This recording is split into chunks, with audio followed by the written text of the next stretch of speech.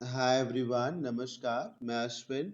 मैंने अभी अभी एक नया बैच स्टार्ट किया है इडियम्स एंड फ्रेजेस का, जिसका ये लेक्चर नंबर 6 है। मैं इस सेशन को आप सभी को एक डेमो के रूप में प्रोवाइड करा रहा हूँ, ताकि आप सबको एक आइडिया मिल जाए कि इस बैच को ज्वाइन करने से आपको क्या क्या बेनिफिट मिलेगा। मतलब इस बैच का कंटेंट कितना हेल्पफुल हो सकता है आप सभी लोगों के लिए। इससे पहले मैंने इसके 3 और डेमो सेशंस आप सभी को प्रोवाइड कराए हैं, लेक्चर 1, लेक्चर 2 एंड लेक्चर 3 का। बैच को कैसे बाई करना है, बैच की क्या कॉस्ट है, ये सारी चीजें जो हैं इस वीडियो के नीचे डिस्क्रिप्शन में गिवन है, वहां से आप देख सकते हैं। डिस्क्रिप्शन में ही हेल्पलाइन नंबर भी है, आप उस पर कॉल करके भी सारी चीजों को कंफर्म कर सकते हैं। चलिए इस सेशन को हम स्टार्ट करते हैं। सामने स्क्रीन पे आपको पहला इडियम दिख रहा है, एट आर्म्स लेंथ। आर्म का मतलब होता है हाथ। ये जो आपके हाथ होते हैं, हमारे हाथ होते हैं, लेफ्ट हैंड राइट हैंड, है ना, तो उन्हें लेफ्ट आर्म राइट आर्म भी कहा जाता है। आर्म का मतलब हाथ होता है और लेंथ का मतलब है दूरी। इसका मतलब है मेंटेन डिस्टेंस या फिर अनफ्रेंडलीनेस, मतलब किसी को अपने से दूर रखना, किसी को अपने करीब ना आने देना, अवॉइड करना। एक इमेज आपके सामने आ रही है, इससे आपको और अच्छा समझ में आ गया होगा। देखिए ना, एक व्यक्ति कोई डॉक्यूमेंट पढ़ रहा है बहुत सीरियसली, कोई दूसरा व्यक्ति उसे इंटरप्ट करना चाह रहा है या कुछ बोलना चाह रहा है, तो वो उसे इंटरप्ट ना कर सके, इसलिए उसने क्या किया, अपना हाथ जो है उसके मुंह पे या उसकी तरफ कर दिया, ताकि तुम मुझे डिस्टर्ब ना कर सको या तुम मेरे करीब ना आ सको। This is called to keep somebody at arm's length। ये जो आप देख रहे हैं ना, ये यही तो है आर्म्स लेंथ। तो जैसे कोई आपके पास आ रहा हो, आपने अपने हाथ से उसको बोला वहीं रुक जाओ। आप करके देखिए, अपना हाथ ऐसे यूं खींचिए और बोलिए वहीं रुक जाओ। तो आप उसे अवॉइड ही तो कर रहे हैं, रोक ही तो रहे हैं, अपनी ओर आने ही तो नहीं दे रहे हैं। तो keep somebody at an arm's length का मतलब है व्यक्ति को अवॉइड करना, डिस्टेंस को बना करके रखना। जैसे अभी देखिए ना, इस पैंडेमिक में कहा जा रहा है कि किसी को अपने करीब मत आने दीजिए, तो इट्स बेटर कि आप सोशल डिस्टेंसिंग को फॉलो करें और लोगों को एट आर्म्स लेंथ रखें। हालांकि ये एक बेहतर एग्जाम्पल नहीं हुआ, क्योंकि एट आर्म्स लेंथ का मतलब अवॉइड करने से है, फ्रेंडलीनेस ना रखने से है। अच्छा, एग्जाम्पल को देखिए, we should be at arm's length from bad people. जो गंदे लोग हों, ऐसे लोगों से हमें हाथ भर दूर ही रहना चाहिए। नंबर 2 को देखिए, एट डैगर्स ड्रॉन। ये जो आप डैगर देख रहे हैं ना, किसी खंजर को कहा जा सकता है, तलवार को कहा जा सकता है। ड्रॉ का मतलब क्या होता है, खींचना। ड्रॉ मतलब खींचना। तो जैसे तलवार है, ये देखिएगा, अब इमेज को देखिए, तलवार है, ये इसका कवर इसमें नहीं है। हाँ, म्यान में ये तलवार नहीं है, निकली हुई तलवार। जैसे मान लीजिए म्यान में है और उसको निकाल दिया गया है, तो तलवार को म्यान से निकालने का क्या मतलब है, कि अब उससे लड़ाई की जाएगी। समझ रहे हैं ना। जैसे आप धनुष की ही बात कर लीजिए, धनुष पे तीर चढ़ा करके धनुष को खींचा जा चुका है ना, उसे खींचा जा चुका, बस छोड़ने भर की देरी है। या जैसे कि बंदूक में जो है वो उसको खींच लिया गया, बस ट्रिगर प्रेस करने भर की देरी है। यानी कि पूरी तरीके से आप अलर्ट हैं लड़ाई करने के लिए, पीटने के लिए, फाइट करने के लिए, युद्ध करने के लिए, है ना। तो एट डैगर्स ड्रॉन मतलब आपने तलवार खींच रखी है, बस दुश्मन आपको दिख जाए, आप तुरंत जो है उसका सर जो है धड़ से अलग कर देंगे। या फिर आपने धनुष खींच रखा है, बस शिकार आपको सामने दिख जाए, आप तुरंत जो है तीर छोड़ देंगे। तो बिटरनेस से रिलेट करेगा, 36 के आंकड़े से रिलेट करेगा। ओपन हॉस्टिलिटी, आप मीनिंग को देख ही सकते हैं।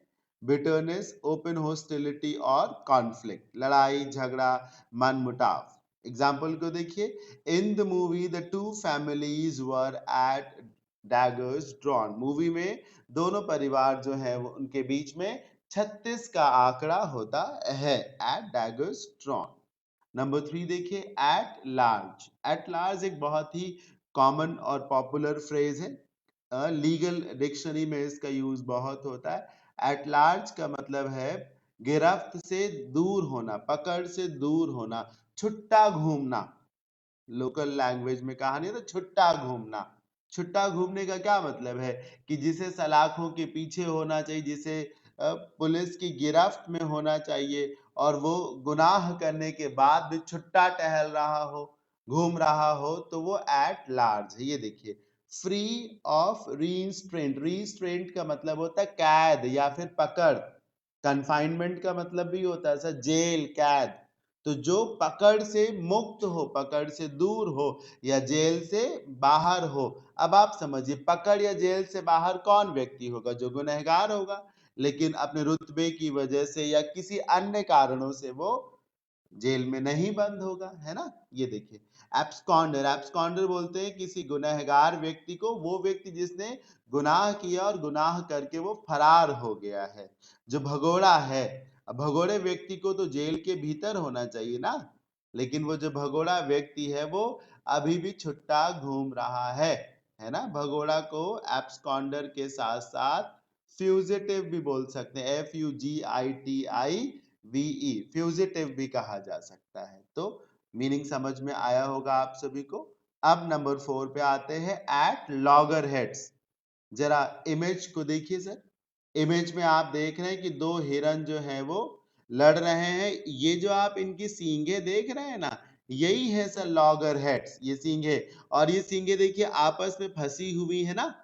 बस to be at loggerheads with somebody का मतलब है तनातनी का माहौल होना, मनमुटाव होना, है ना। एक तरीके से लड़ाई झगड़े का माहौल होना, है ना।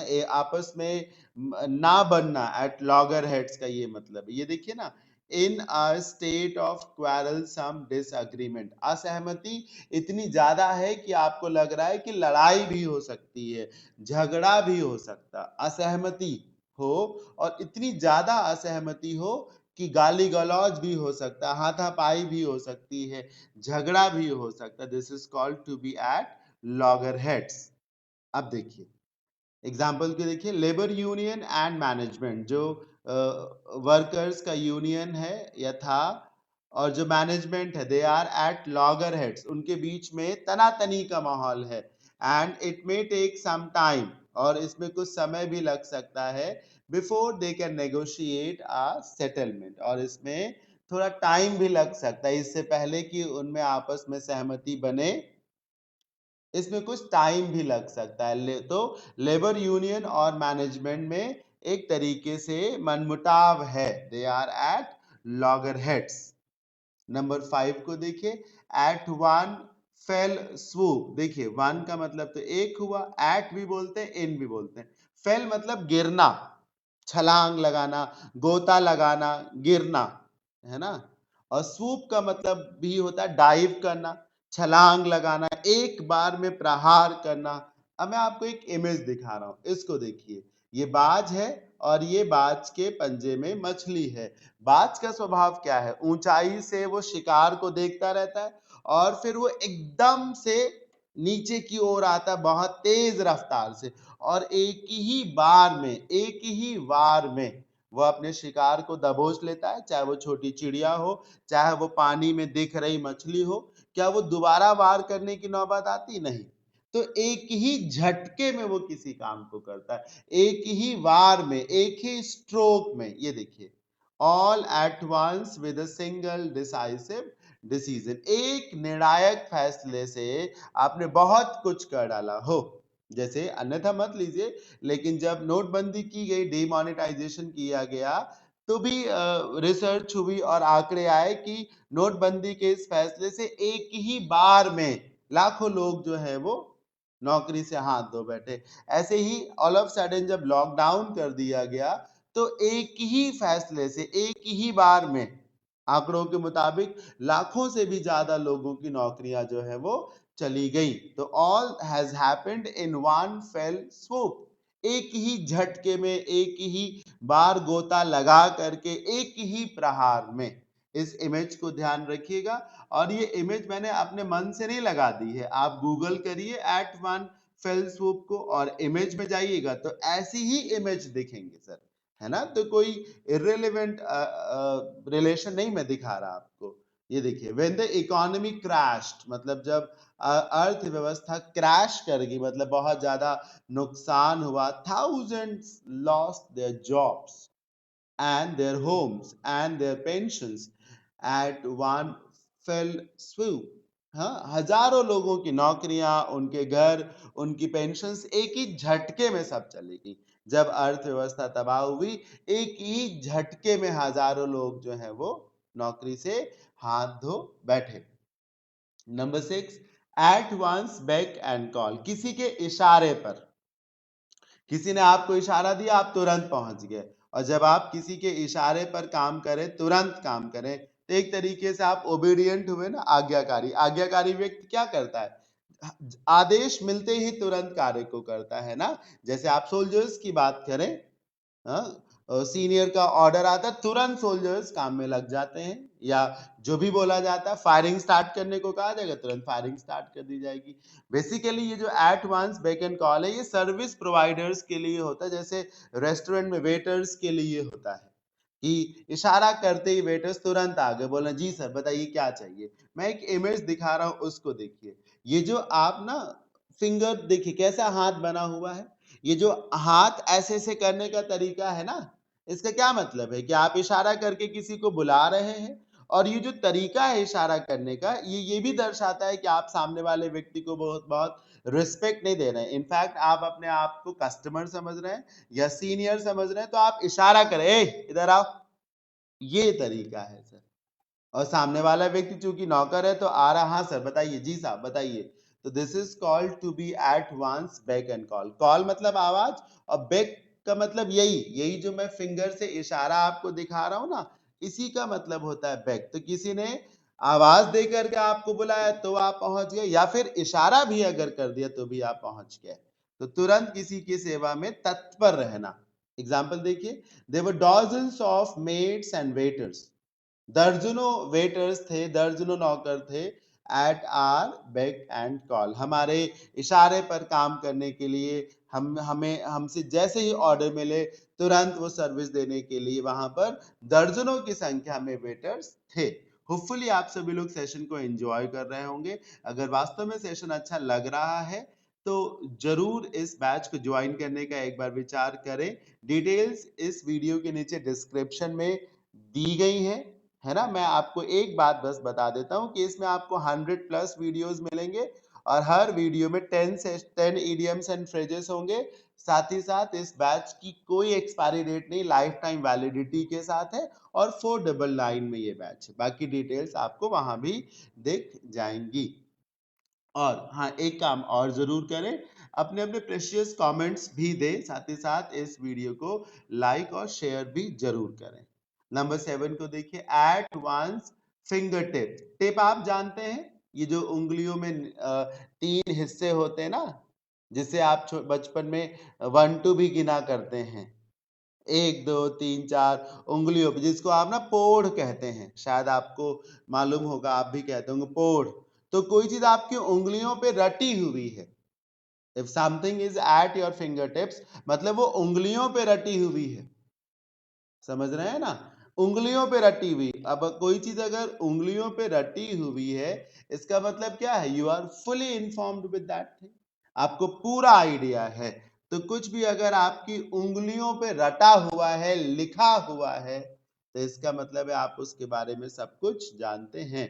He is proficient in mathematics, लिख लीजिएगा कि प्रोफिशिएंट का मतलब होता है एक्सपर्ट, और प्रोफिशिएंट के साथ प्रेपोजिशन इन लगता है। कैसे? माहिर होना, प्रोफिशिएंट का मतलब होता है माहिर होना। तो में माहिर होना, में, तो वो मैथमेटिक्स में माहिर है। कैसे? All the equations of the subject are at his fingertips, सारी समीकरण, सारे रूल, सारी थ्योरम, सारी इक्वेशंस उसको बिल्कुल रटी हुई हैं। So everything is eight his finger tips. अब देखिए नंबर 8 को देखिए, एट वंस विट्स एंड। ये जो विट्स आप देख रहे हैं ना, विट का मतलब होता है बुद्धि, योग्यता। इसी विट से बनता है सर विटी, योग्य, बुद्धिमान। विट मतलब बुद्धि, और एंड मतलब अंतिम सिरा। आप अपनी बुद्धि के अंतिम सिरे पर है, यानी कि आपकी बुद्धि फेल हो गई है, आपका दिमाग काम नहीं कर रहा, आप अपनी बुद्धि के अंतिम छोर पर हैं कि एक किनारे है। एंड मतलब कोई किनारा होता है ना, जैसे नदी का एक किनारा होता है तो उसको एंड बोलते हैं, बैंक तो कहते ही है, एंड भी कहा जा सकता है। तो कोई अपनी बुद्धि के किनारे पर है, मतलब उसकी बुद्धि काम नहीं कर रही है, वो पूरी तरीके से कंफ्यूज्ड हो चुका है, परप्लेक्स्ड हो चुका है ना, वो इडियोटिक तरीके से या स्टूपिड तरीके से बिहेव कर रहा है, उसका दिमाग बिल्कुल भी काम नहीं कर रहा है। तो to be at your wits ends का मतलब है not be able to make relevant और क्विक डिसीजंस। ये देखिए एग्जांपल देखिए, he could not decide if he should buy another pair of shoes. वो तय नहीं कर पा रहा था कि क्या उसे एक जोड़ी जूते और भी खरीदने चाहिए। ये देखिए तय नहीं कर पा रहा था, अनसर्टेन था, इसीलिए इफ लगाया गया। अगर उसे क्लैरिटी होती, तय कर पा रहा होता, तो फिर इफ ना लगाया जाता, दैट लगाया जाता। तो चूंकि वो तय नहीं कर पा रहा था, ही वाज कंफ्यूज्ड, इसीलिए इफ लगा दिया गया। और कि उसे क्या करना चाहिए, एक जोड़ी जूते और खरीदने चाहिए या नहीं। So he found himself at his wits end. इसका मतलब यही हुआ कि उसकी बुद्धि जो है काम नहीं कर रही थी, उसका दिमाग नहीं काम कर रहा था, इसलिए ऐसा हुआ। नंबर 9 बहुत ही पॉपुलर ईडियम है, एट रैंडम। रैंडम का मतलब होता है बिना किसी टारगेट के, विदाउट एनी टारगेट और ऑर्डर, मतलब बिना किसी उद्देश्य या बिना किसी नियम के, बिना किसी तरीके के, ऑर्डर, ऑर्डर होता है ना, एक असेंडिंग ऑर्डर, डिसेंडिंग ऑर्डर, एक क्रम के। तो बिना किसी उद्देश्य के या बिना किसी क्रम के, एट रैंडम, किसी काम को जब एट रैंडम किया गया होता तो उसको पहले से सोचा नहीं गया होता। आपको शायद सुना हो, गांव में लोग बोलते अटेंडम आ गए। तो जो अटेंडम है ना, वो बेसिकली एट रैंडम है। तो बिना किसी प्री प्लानिंग के, बिना किसी शेड्यूल के, बिना किसी टारगेट के, इसको कहा जाता है एट रैंडम, हैपेजर्ड और विद नो एम, है ना, विद नो एम। जैसे मैं आपको बताऊं, 100 लोग प्रोटेस्ट कर रहे हो किसी मामले को लेकर, पुलिस ने लाठी चार्ज कर दी, तो पुलिस जब लाठी चार्ज करेगी तो ऐसा तो है नहीं कि टारगेट करके उसको मारेगी उसको मारेगी, एक तरफ से जो मिलेगा, जहां मिलेगा, जैसे मिलेगा, पीटना शुरू कर देती है। हो सकता है एक व्यक्ति को एक भी लाठी ना पड़े, और हो सकता है एक व्यक्ति को 10 लाठियां पड़ जाए, हो सकता है एक व्यक्ति को एक ही जगह पर 2-4 लाठियां पड़ जाए। तो बिना किसी टारगेट के, बिना किसी ऑर्डर के, ये एट रैंडम है, इधर उधर कहीं से भी। आप शायद पढ़े होंगे कंप्यूटर में, रैम, रैंडम एक्सेस मेमोरी, जो डेटा को कहीं से भी रीड करती, बिना किसी ऑर्डर के कहीं से भी रीड करती। तो जब चीजें एट रैंडम की जाती हैं तो बिना किसी ऑर्डर के, बिना किसी शेड्यूल के, बिना किसी अरेंजमेंट के, बिना किसी टारगेट के किया जाता है। ये देखिए, bullets were fired into the crowd, भीड़ पर बुलेट्स फायर की गई, गोलियां बरसा दी गई एट रैंडम, मतलब वो एक तरफ से अंधाधुंध फायरिंग शुरू कर दी गई, जिसको लगे ना लगे, जितनी लगे जितनी ना लगे, ये सब फर्क नहीं पड़ता, टारगेट को सेट करके नहीं कुछ भी किया गया, ऐसे ही एक तरफ से फायरिंग स्टार्ट कर दी गई, है ना, किसी को लगी किसी को नहीं लगी। लास्ट ईडियम है एट सी। एट सी का मतलब है कि आपके सामने, आप जा रहे हैं रास्ता रास्ता, समझिएगा सर, आप सड़क सड़क जा रहे हैं और सामने एकदम से आपके बहुत सारा पानी भरा हुआ दिख जाए। आप तालाब ले लीजिए, नदी ले लीजिए। सर तालाब है तो आपको वो छोर भी दिख रहा होगा, नदी है तो भी प्राय वो छोर दिख रहा होता, दूसरा छोर। लेकिन आप चलते चले जा रहे हैं और एकदम से आपकी नजरों के सामने पानी दिख जाए और समुद्र हो, तो समुद्र क्या क्या दूसरा सिरा या दूसरा छोर दिखता है, नहीं दिखता है। तो जब आपके सामने रास्ता खत्म हो जाए, सब पानी ही पानी भरा हुआ, कोई रास्ता नहीं समझ में आएगी ना कि कैसे जाए। जब आपके सामने सब पानी ही पानी भरा हुआ हो, समुद्र है ना आपके सामने, तो आप तय ही नहीं कर पा रहे होंगे कि किधर जाए, है ना। तो इसका मतलब यही होता है, कंफ्यूज्ड होना पूरी तरीके से, पजल्ड होना, परप्लेक्स्ड होना, बिविल्डर्ड होना। bewildered का यही मतलब है कि आप तय नहीं कर, रास्ता भटक गए हैं, समझ में नहीं आ रहा कि हम किधर जाएं, जैसे जंगल में कोई भटक जाए, at sea कहा जाता है। ये देखिए, my brother is at sea in mathematics, he does not know even a single rule of the subject, वो confused ही रहता है मैथमेटिक्स में। तो at sea का मतलब क्या है? lost या confused या फिर bewildered, तय न कर पाना, आपको अपना टारगेट नहीं दिख रहा हो, किधर जाना है, which way to go, आप तय ही नहीं कर पाए। जैसे आप चौराहे पे पहुंच गए, अब आप जान ही नहीं पा रहे कि लेफ्ट टर्न लेना है, राइट टर्न लेना है, यू टर्न लेना है या स्ट्रेट जाना है, नहीं तय कर पा रहे ना। It means you are at sea, it means you are at your wits end, है ना बॉस। तो ये था इडियम्स एंड फ्रेजेस का सेशन नंबर 6, जो कि मैंने आप सभी को डेमो सेशन के रूप में दिया है, ताकि आपको फिर से एक आइडिया मिल जाए कि ये बैच ज्वाइन करना आपके लिए कितना हेल्पफुल हो सकता है। 3 डेमो सेशंस और पड़े हुए, जिन भी लोगों ने वो डेमो सेशंस ना देखे हो, मैं आप सबसे रिक्वेस्ट करूंगा कि जरूर उन डेमो सेशंस को देख लें। So thank you so much. Bye bye. Take care. Have a good day.